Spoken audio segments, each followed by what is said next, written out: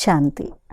ఈరోజు 31/12/25 డిసెంబర్ 31వ తేదీ 2025వ సంవత్సరం యొక్క లాస్ట్ రోజు. సో ఈ సంవత్సరం అంతా కూడా మనకెంతో ఫ్రూట్ఫుల్గా ఆనందదాయకంగా ఉండవచ్చు. దాంతోపాటు కొన్ని రకరకాల వేరే అనుభవాలు కూడా కలిగి ఉండవచ్చు, వేరే విధంగా ప్రవర్తించి ఉండవచ్చు, లేదు తప్పులు చెడు కూడా జరిగి ఉండవచ్చు. కానీ ఈ రోజున బాప్దాదా వచ్చేటువంటి రోజు మనందరికీ కొత్త సంవత్సరం యొక్క శుభాకాంక్షలు, కొత్త సంవత్సరంలో ఎలా ఉండాలి అనేటువంటి నూతనత్వాన్ని ఎలా తీసుకొని రావాలనేటువంటిది ఈరోజు సాయంత్రం మురళిలో బాబా చెప్తారు. మరి అంతకంటే ముందు పాత వాటికి అన్నిటికీ కూడా మనం ఫుల్ స్టాప్ పెట్టి కొత్త సంవత్సరంలోకి, కొత్త ప్రపంచంలోకి నేను కొత్తగా ఎలా ఉండాలి అనేటువంటి కొత్త రెజల్యూషన్స్ అయితే అందరు తీసుకుంటారు, ప్రతిజ్ఞలు చేస్తారు. కానీ వాటిని కార్యరూపంలో తీసుకొని రావడానికి ఈరోజు బాబా నుండి ఎంతో శక్తిని పొందుతాము. మరి కొత్త సంవత్సరంలో ఎలా ఉండాలి అనేటువంటిది కూడా బాబా చెప్పిన వాటిపైన అటెన్షన్ని పెడతాము. మరి ఇలాంటి కొత్త సంవత్సరాన్ని మనము తీసుకొని వచ్చేటువంటి ఉద్దేశంతో ఈరోజు లాస్ట్ రోజుకి ఫుల్ స్టాప్ పెట్టి గత సంవత్సరం అంటే ఈ పాత సంవత్సరానికి అంతా కూడా ఫుల్ స్టాప్ పెట్టి కొత్త వాటిని నేర్చుకుని పురుషార్థం చేద్దాము. మరి ఈరోజు పదే పదే బాబాని మన మధ్యలో ఆహ్వానిస్తూ ఉందాము. మనం కూడా పరంధామానికి వెళ్దాము. బాబాని కూడా ఈ ప్రపంచంలోకి తీసుకొని వచ్చేటువంటి ఈ డ్రిల్ని పదే పదే చేద్దాము. మరి ఈరోజు బాబా యొక్క సాకార రూపంలోని మధురమైన మహావాక్యాలని విందాము. మధురమైన పిల్లలు, మధువనం పవిత్రాతి పవిత్రుడైన తండ్రి ఇల్లు. ఇక్కడకు మీరు పవిత్రులు ఎవ్వరిని తీసుకురావడానికి వీల్లేదు. మధువనం పవిత్రాతి పవిత్రుడైన హోలియెస్ట్ ఆఫ్ ద హోలీ బాప్, అలాంటి తండ్రి ఇల్లు. ఇక్కడికి మీరు పతితులు ఎవ్వరిని తీసుకురావడానికి వీల్లేదు. ఈరోజు ప్రశ్న, ఈ ఈశ్వరీయ మిషన్లో పక్కా నిశ్చయబుద్ధి కలవారి గుర్తులేంటి? ఈ ఈశ్వరీయ మిషన్లో పక్కా నిశ్చయబుద్ధి కలవారి గుర్తులు ఏంటి? ఎలా ఉంటారు వారు? నిశ్చయబుద్ధి ఉన్నవారు బాబా 5 లక్షణాలని చెప్పారు. 1, వారు స్తుతి నింద అన్నింటిలోనూ శాంతిగా వ్యవహరిస్తారు. 2, క్రోధం చేయరు. 3, ఎవ్వరిని దైహిక దృష్టితో చూడరు. ఆత్మనే చూస్తారు, ఆత్మగానే మాట్లాడతారు. 4, స్త్రీ పురుషులు కలిసి ఉంటూ కూడా కమల పుష్ప సమానంగా ఉంటారు. 5, ఎటువంటి కోరికలను పెట్టుకోరు. ఈ 5 లక్షణాలు బాబా ఈశ్వరీయ మిషన్లో పక్కా నిశ్చయ బుద్ధి ఉన్నవారి గుర్తులుగా వినిపించారు. మనం వీటిని చెక్ చేసుకుందాం. పాట, దీపపు పురుగులు ఎందుకు తగలబడట్లేదు? జలీన క్యూ పర్వానే. ఓం శాంతి. ఆత్మిక పిల్లలకు ఆత్మిక తండ్రి అర్థం చేయిస్తున్నారు, అనగా ఆత్మిక విద్యార్థులను భగవంతుడు చదివిస్తున్నారు. ఆ స్కూళ్ళలో ఏ పిల్లలైతే చదువుకుంటారో వారిని ఆత్మిక విద్యార్థులు అని అనరు. ఇంతకుముందు మీరు కూడా ఆసురి లేక రావణ సాంప్రదాయానికి చెందిన వారిగా ఉండేవారు. ఇప్పుడు రామరాజ్యంలోకి వెళ్లేందుకు పంచవికారాల రూపీ రావణునిపై విజయం పొందేందుకు పురుషార్థం చేస్తున్నారు. ఈ జ్ఞానాన్ని ఎవరైతే పొందరో వారికి మీరు రావణ రాజ్యంలో ఉన్నారు అని అర్థం చేయించవలసి ఉంటుంది. వారు స్వయం అర్థం చేసుకోరు. మేము అనంతమైన తండ్రి వద్ద చదువుకుంటున్నాము అని మీ మిత్ర సంబంధికులు మొదలైన వారికి చెప్తే వారు నిశ్చయం ఏర్పరచుకుంటారని కాదు. ఎంతగా బాబా చెప్పినా లేక భగవంతుడు చెప్పినా నిశ్చయం ఏర్పరచుకోరు. కావున కొత్త వారికి ఇక్కడికి వచ్చే అనుమతి లేదు. ఉత్తరం లేకుండా లేక అడగకుండా ఇక్కడికి ఎవరు రావడానికి వీల్లేదు. కానీ అక్కడక్కడ కొందరు వచ్చేస్తారు. ఇది కూడా నియమాన్ని ఉల్లంఘించడమే. ఒక్కొక్కరి పూర్తి సమాచారం, పేరు మొదలైనవన్నీ వ్రాసి వీరిని పంపించాలా అని అడగాలి. ఆ తర్వాత బాబా పంపించమని చెప్తారు. పతిత ఆసురీ ప్రపంచపు విద్యార్థులుగా ఉంటే వారికి బాబా ఆ చదువును వికారులు పతితులు చదివిస్తారు. ఇక్కడ స్వయంగా ఈశ్వరుడే చదివిస్తారు. ఆ చదువుతో పైసాకు విలువ చేసే పదవి లభిస్తుంది అని చెప్తారు. ఎవరైనా చాలా పెద్ద పరీక్షను పాస్ అయినా వారు ఎంతవరకు సంపాదిస్తూ ఉంటారు? వినాశనం అయితే మీ ముందు ఉంది. ప్రకృతి వైపరీత్యాలు కూడా ఎన్నో రానున్నాయి. ఇది కూడా మీరు అర్థం చేసుకుంటారు. ఎవరైతే అర్థం చేసుకోరో వారిని బయట విజిటింగ్ రూమ్లో కూర్చోపెట్టి అర్థం చేయించవలసి ఉంటుంది. ఇది ఈశ్వరీయ చదువు. ఇందులో నిశ్చయబుద్ధి కలవారే విజయవంతులుగా అవుతారు, అనగా విశ్వంపై రాజ్యం చేస్తారు. రావణ సాంప్రదాయం వారికి ఇది తెలియదు. ఇందులో చాలా జాగ్రత్త కావాలి. అనుమతి లేకుండా ఎవరు లోపలికి రాకూడదు. ఇది విహరించే స్థానం ఏమీ కాదు. మధువనం బాబా ఉన్నటువంటి సమయం యొక్క మాట. ఇది విహరించే స్థానం కాదు. మరి ఈ సమయంలో చూసినట్లయితే విజిటింగ్ కోసం ఓపెన్ చేయడం జరుగుతుంది, కానీ కొన్ని స్థానాలు మాత్రమే విజిటర్స్ కోసం అలౌడ్, పర్మిటెడ్. ఇంకా అన్ని స్థానాలకి లోపలికి తీసుకొని వెళ్ళడానికి వీల్లేదు. కాబట్టి బాబా అంటున్నారు, ఇది విహరించే స్థానం ఏమీ కాదు. ఇంకొద్ది కాలంలో నియమాలు చాలా కఠినంగా అయిపోతూ ఉంటాయి. ఎందుకంటే ఇది పవిత్రాతి పవిత్రమైన స్థానము. శివబాబాని ఇంద్రుడు అని కూడా అంటారు. ఇది ఇంద్రసభ. నవరత్నాల ఉంగరాన్ని కూడా ధరిస్తారు కదా. ఆ రత్నాలలో నీలి, మరకతము, మాణిక్యము మొదలైనవి కూడా ఉంటాయి. బాబా ఈ పేర్లన్నీ పెట్టేశారు. దేవకన్యలకు కూడా పేర్లు ఉంటాయి కదా. మీరు దేవతల్లా ఎగిరిపోయే ఆత్మలు. ఎవరు మనము? దేవదూతల్లా ఎగిరిపోయే ఆత్మలు.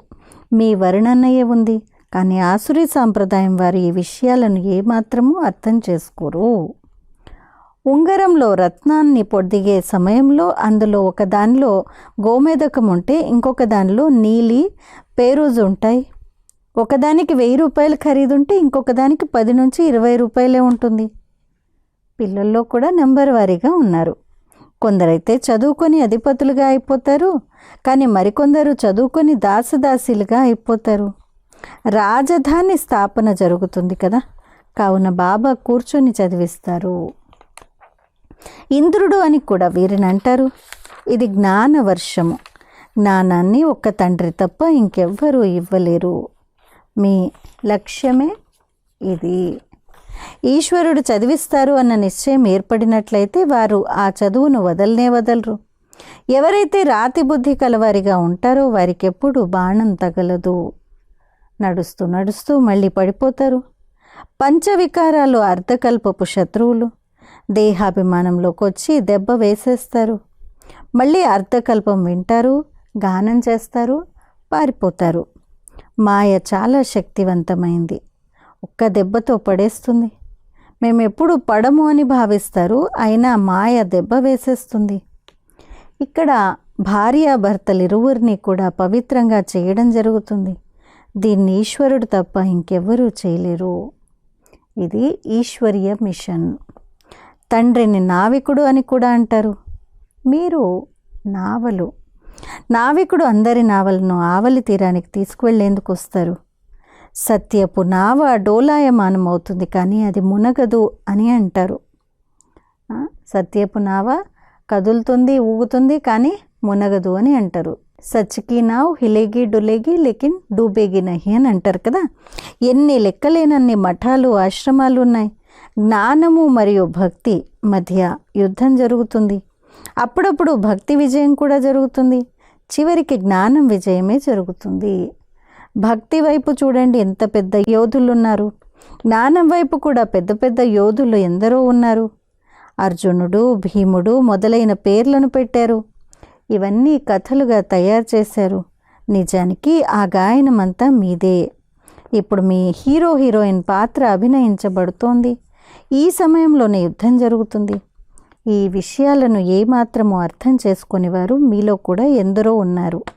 మంచి మంచి వారు ఎవరైతే ఉంటారో వారికే బాణం తగులుతుంది. 3rd క్లాస్ వారు ఎవరూ కూర్చోలేరు. ప్రతిదినము చాలా కఠినమైన నియమాలు ఏర్పడుతూ ఉంటాయి. రాతి బుద్ధి కలవారు ఎవరైతే ఏమీ అర్థం చేసుకోరో వారిక్కడ కూర్చోవడం కూడా నియమ విరుద్ధమే. అంటే బాబా మురళీలో కూర్చోవడం అది కూడా రాతి బుద్ధి ఉన్నవారు, జ్ఞానం తెలియని వారు, అది నియమ విరుద్ధమే.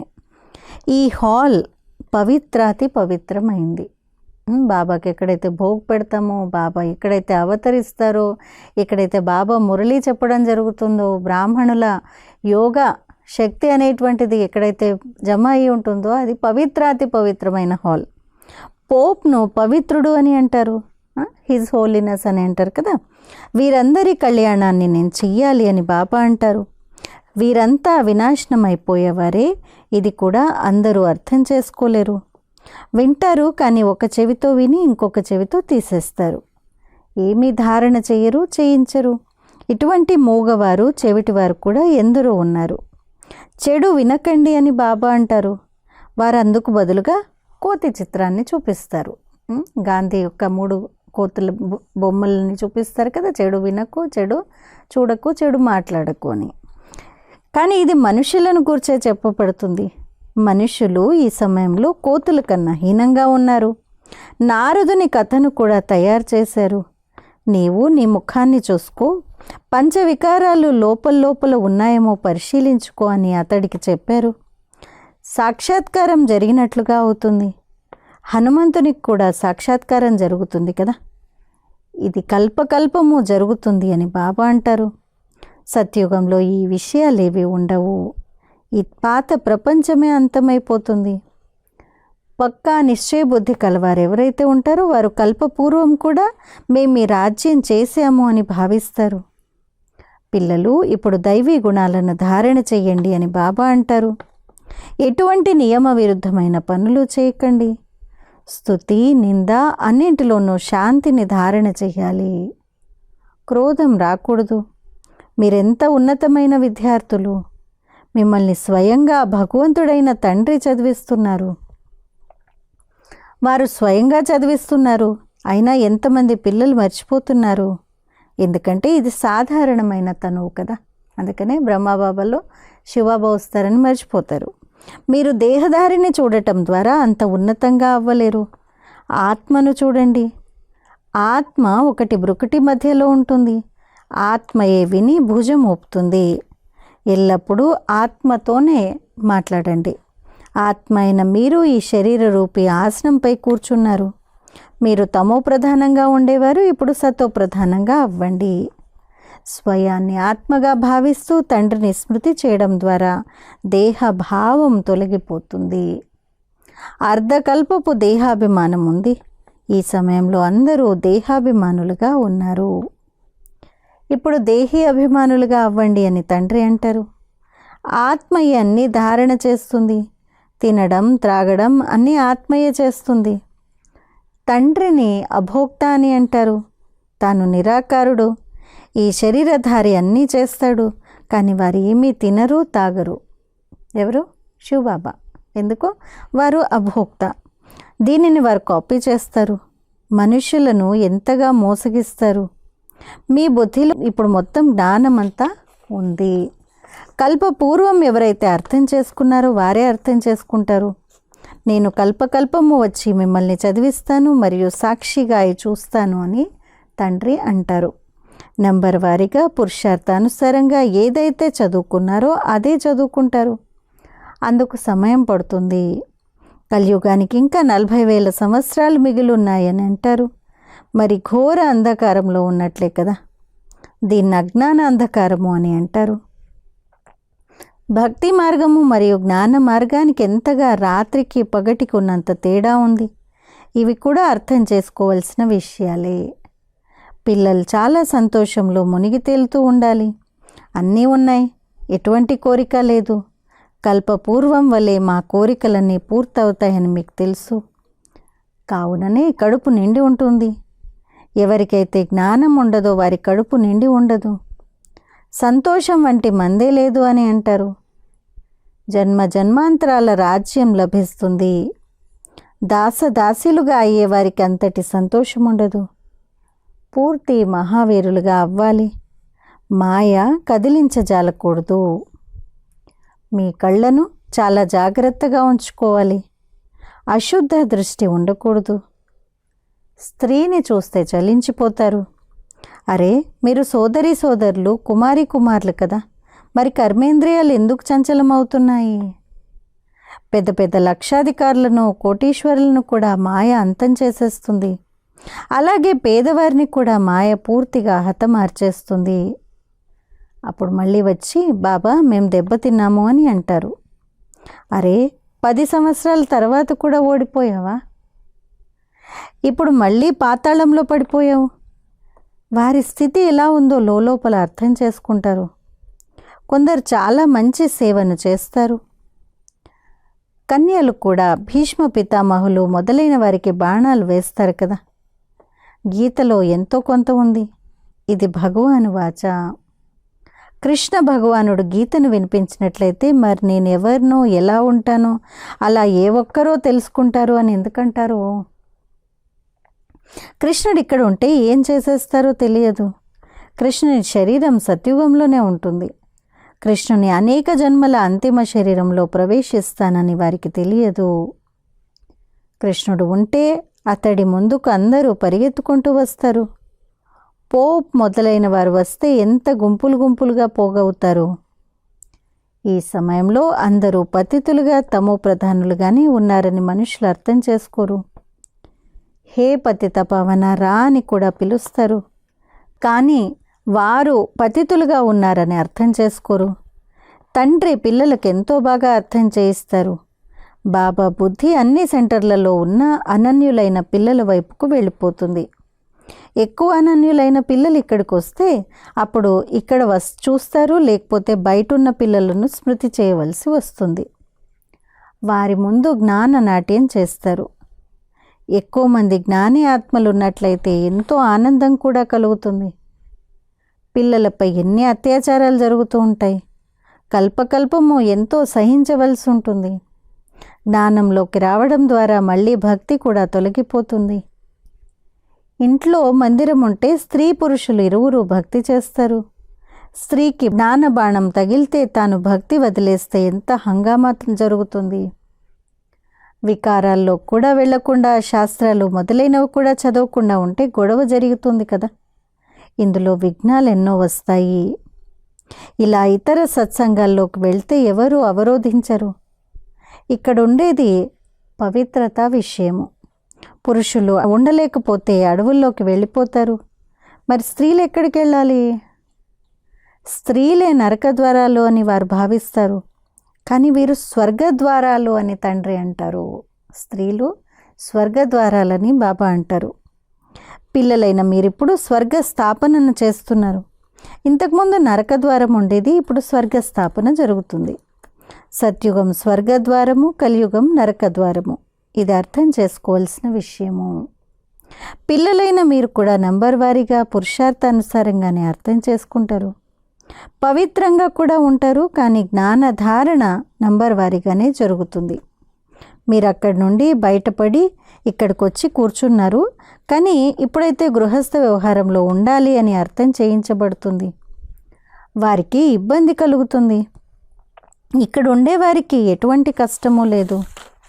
కమల పుష్ప సమానంగా గృహస్థ వ్యవహారంలో ఉంటూ పవిత్రంగా ఉండండి అని బాబా అర్థం చేయిస్తారు. అది కూడా ఈ అంతిమ జన్మలో. గృహస్థ వ్యవహారంలో ఉంటూ స్వయాన్ని ఆత్మగా భావించండి. ఆత్మయే వింటుంది, ఆత్మయే ఇలా అయ్యింది, ఆత్మయే జన్మ జన్మాంతరాలు భిన్న భిన్న వస్త్రాలను ధరిస్తూ వచ్చింది. ఇప్పుడు ఆత్మలమైన మనం తిరిగి వెళ్ళాలి. తండ్రితో యోగాన్ని జోడించాలి.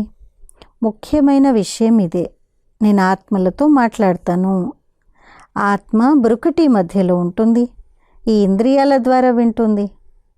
ఆత్మ ఇందులోంచి వెళ్ళిపోతే శరీరం మృత కళేబరంగా అయిపోతుంది అని బాబా తెలియజేస్తారు. బాబా వచ్చి ఎంత అద్భుతమైన జ్ఞానాన్ని ఇస్తారు. పరమాత్మ తప్ప ఈ విషయాలను ఇంకెవ్వరూ అర్థం చేయించలేరు. సన్యాసులు మొదలైన వారెవ్వరూ ఆత్మను చూడరు. వారు ఆత్మను పరమాత్మగా భావిస్తారు. అలాగే ఆత్మకు ఏమీ అంటదు అని మరోవైపు అంటారు. శరీరాన్ని శుభ్రం చేసుకునేందుకు గంగ వద్దకు వెళ్తారు. ఆత్మయే పతితంగా అవుతుంది అని భావించరు. ఆత్మయే అన్నీ చేస్తుంది. తండ్రి అర్థం చేయిస్తూ ఉంటారు. నేను ఫలానాను, మీరు ఫలానా అని భావించకండి. అందరూ ఆత్మలే. జాతి మొదలైన వాటి భేదం ఏది ఉండకూడదు. స్వయాన్ని ఆత్మగా భావించండి. ప్రభుత్వం ఏ ధర్మాన్ని ఒప్పుకోదు. ఈ ధర్మాలన్నీ దేహానికి సంబంధించినవే. కానీ ఆత్మలందరికీ తండ్రి ఒక్కరే. ఆత్మనే చూడవలసి ఉంటుంది. ఆత్మలందరి స్వధర్మము శాంతి. अच्छा मीठे मीठे सिकिलदे बच्चों प्रति माता पिता बाप दादा का याद प्यार और गुड मॉर्निंग। रूहानी बाप के रूहानी बच्चों को नमस्ते। हम रूहानी बच्चों की रूहानी माता पिता बाप दादा को याद प्यार गुड मॉर्निंग और नमस्ते। ధారణ కొరకు ముఖ్య సారము. మొదటి పాయింట్, ఏ విషయమైతే పనికిరాదో దాన్ని ఒక చెవితో విని ఇంకొక చెవితో తొలగించి వేయాలి. చెడును వినకండి. తండ్రి ఏ శిక్షణలనైతే ఇస్తారో వాటిని ధారణ చెయ్యాలి. 2, ఏ విధమైన హద్దులోని ఆశలను ఉంచకూడదు. కళ్ళను చాలా సంభాళించుకోవాలి. దృష్టి అశుద్ధంగా అవ్వకూడదు. ఏ కర్మేంద్రియాలు చంచలం అవ్వకూడదు. సంతోషంతో సంపన్నంగా ఉండాలి. ఈరోజు వరదానము, నిర్భయ మాయాజిత్ భవ. నిర్భయ్ మాయాజిత్ భవ. మాయా ఆటను సాక్షిగా అయి చూసే సదా నిర్భయ్ మాయాజిత్ భవ. మాయా ఆటను సాక్షిగా అయి చూసే సదా నిర్భయ్ మాయాజిత్ భవ. సమయ ప్రతి సమయము ఏ విధంగా పిల్లలైన మీ యొక్క స్థితి ముందుకు వెళ్తూ ఉందో అలా ఇప్పుడు ఇక మాయ యుద్ధం జరగకూడదు. మాయ నమస్కరించేందుకు రావాలి కానీ యుద్ధం చేసేందుకు రాకూడదు. మాయ వచ్చేసినా కానీ దాన్ని ఒక ఆటగా భావిస్తూ చూడండి. ఏ విధంగా సాక్షిగా అయ్యి హద్దులోని డ్రామాలను చూస్తారో ఇది అలాగే అనుభవం అవ్వాలి.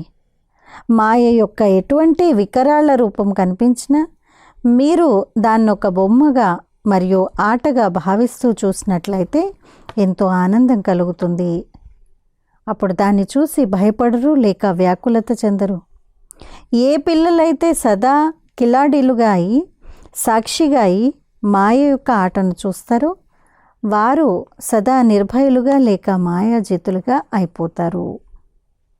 స్లోగన్, క్రోధం సమీపంగా కూడా రాలేనంతటి స్నేహ సాగర్లుగా అవ్వండి. క్రోధం సమీపంగా కూడా రాలేనంతటి స్నేహ సాగర్లుగా అవ్వండి. అవ్యక్త ప్రేరణ ఇప్పుడు సంపన్నంగా మరియు కర్మాతీతంగా అవ్వాలనే ధ్వనిలోనే ఉండండి. ఇది ఈ మాసం యొక్క లాస్ట్ పాయింట్. కర్మాతీతము అనగా కర్మకు ఆధీనం కాకుండా ఉండటము, కర్మల పరతంత్రులుగా కాకుండా ఉండటము. స్వతంత్రులై కర్మేంద్రియాల ద్వారా కర్మ చేయించండి. చేస్తూ కూడా అకర్తలు సంపర్క సంబంధాలలో ఉంటూ కర్మాతీతంగా అని గాయనం ఉంది. మరి అటువంటి స్థితి ఉందా? చేస్తూ కూడా అకర్తలుగా సంబంధ సంపర్కాల్లో ఉంటూ కూడా కర్మాతీతంగా ఇలా ఉన్నారా? ఎటువంటి ఆకర్షణ ఉండకూడదు. సర్వీస్ కూడా ఏదో ఆకర్షణతోటి ఉండకూడదు. కానీ నిమిత్త భావంతో సర్వీస్ చేయాలి. దీనివలన సహజంగానే కర్మాతీతులుగా అయిపోతారు.